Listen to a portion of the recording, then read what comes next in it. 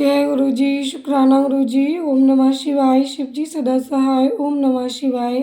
गुरु जी सदा सहाय। सभी संगत परिवार को जय गुरु जी। गुरु जी के चरणों में कोटि कोटि नमन प्रणाम वंदन। संगत जी, आज का अध्याय हम श्रवण करने जा रहे हैं। आज की दिव्य शिव महापुराण कथा। सती की तपस्या से संतुष्ट देवताओं का कैलाश में जाकर भगवान शिव का स्तवन कर रहा।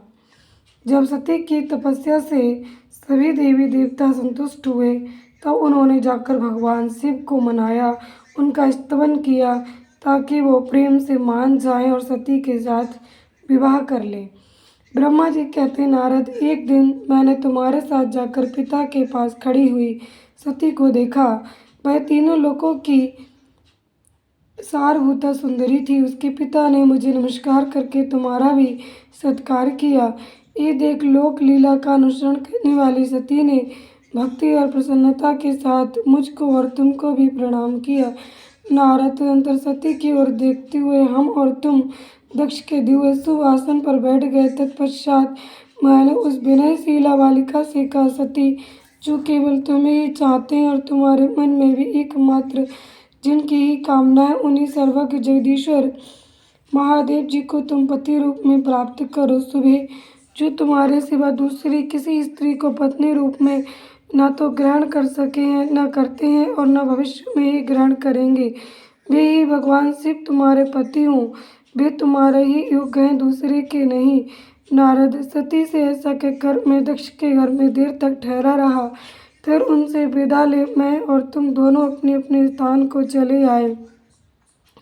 मेरी बात को सुनकर दक्ष को बड़ी प्रसन्नता हुई। उनकी सारी मानसिक चिंता दूर हो गई और उन्होंने अपनी पुत्री को परमेश्वरी समझकर गोद में उठा लिया। इस प्रकार कुमारोचित सुंदर लीला विहारों से सुशोभित होती हुई भक्तवत्सला सती, जो स्वेच्छा से मानव रूप धारण करके प्रकट हुई थी, कौमारावस्था पार कर गई।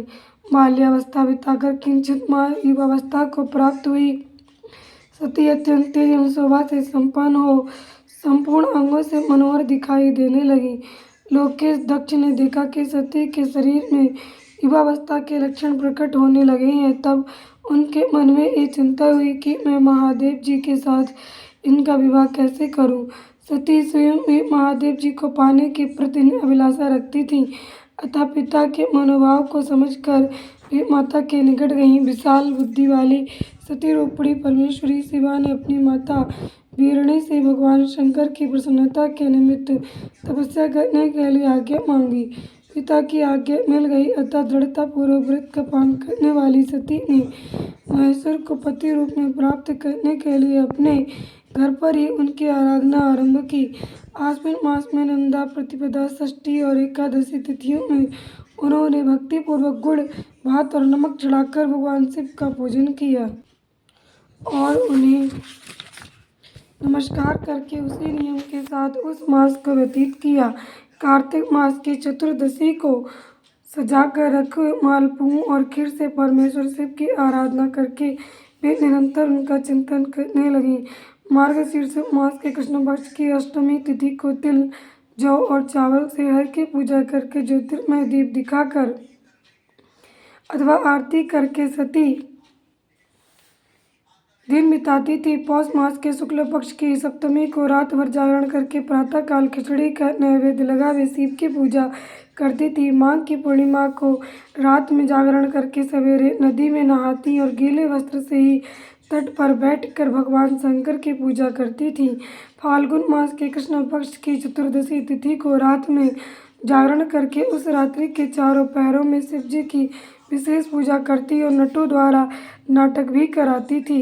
चैत्र मास के शुक्ल पक्ष की चतुर्दशी को वे दिन रात शिव का स्मरण करती हुई समय बिताती और ढाक के फूलों तथा दबनों से भगवान शिव की पूजा करती थी।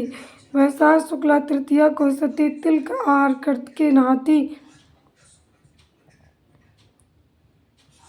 वैशाख शुक्ला तृतीया को सती तिल का आहार करके रहती और नए जौ के भात से रुद्रदेव की पूजा करके उस महीने को बिताती थी। ज्येष्ठा की पूर्णिमा को रात में सुंदर वस्त्रों तथा भटकटैया के फूलों से शंकर जी की पूजा करके वे निराहार रह करीब मास व्यतीत करती थी। आषाढ़ के शुक्ल पक्ष की चतुर्दशी को काले वस्त्र और भटकटैया के फूलों से वे रुद्रदेव का पूजन करती थी। श्रवण मास के शुक्ल पक्ष की अष्टमी एवं चतुर्दशी को वे यज्ञोपवीतों वस्त्रों तथा कुश की पवित्री से शिव की पूजा किया करती थी। भाद्रपद मास के कृष्ण पक्ष की त्रयोदशी तिथि को नाना प्रकार के फूलों और फलों से शिव का पूजन करके सती चतुर्दशी तिथि को केवल जल का आहार किया करती। भांति भांति के फलों फूलों और उस समय उत्पन्न होने वाले अन्नों द्वारा वे शिव की पूजा करती और महीने भर अत्यंत नियमित आहार करके केवल जप में लगी रहती थी। सभी महीनों में सारे दिन सती शिव की आराधना में संलग्न रहती थी। अपनी इच्छा से मानव रूप धारण करने वाली वे देवी दृढ़ता पूर्वक उत्तम व्रत का पालन करती थी। इस प्रकार नंदा व्रत को पूर्ण रूप से समाप्त करके भगवान शिव में अनन्य भाव रखने वाली सती एकाग्रचित्त हो बड़े प्रेम से भगवान शिव का ध्यान करने लगी तथा उस ध्यान में निश्चल भाव से स्थित हो गईं। मुने इसी समय सब देवता और ऋषि भगवान विष्णु और मुझ को आगे करके सती की तपस्या देखने के लिए गए। वहां आकर देवताओं ने देखा सती मूर्तिमती दूसरी सिद्धि के समान जान पड़ती हैं। वे भगवान शिव के ध्यान में निमग्न हो उस समय सिद्धावस्था को पहुंच गई थी। समस्त देवताओं ने बड़ी प्रसन्नता के साथ वहां दोनों हाथ जोड़कर सती को नमस्कार किया। मुनियों ने भी मस्तक झुकाए तथा श्री हरि आदि के मन में प्रीति उमड़ आई। श्री विष्णु आदि सब देवता और मुनि आश्चर्यचकित हो सती देवी की तपस्या की भूरी भूरी प्रशंसा करने लगे।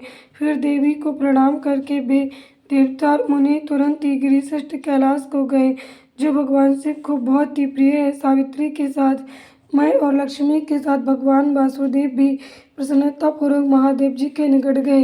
वहां जाकर भगवान शिव को देखते ही बड़े वेग से प्रणाम करके सब देवताओं ने दोनों हाथ जोड़ विनीत भाव से नाना प्रकार के स्तोत्रों द्वारा उनकी स्तुति करके अंत में कहा, प्रभु आपके सत्य रज और तम नामक जो 3 शक्तियां हैं उनके राग आदि वे असह्य वेदत्रयी अथवा लोकत्रयी आपका स्वरूप है। आप शरणागतों के पालक हैं तथा आपकी शक्ति बहुत बड़ी है, उसकी कहीं कोई सीमा नहीं है। आपको नमस्कार है। दुर्गापते जिनकी इंद्रियां दुष्ट हैं बस में नहीं हो पाती उनके लिए आपकी प्राप्ति का कोई मार्ग सुलभ नहीं है। आप सदा भक्तों के उद्धार में तत्पर रहते हैं। आपका तेज छिपा हुआ है। आपको नमस्कार है।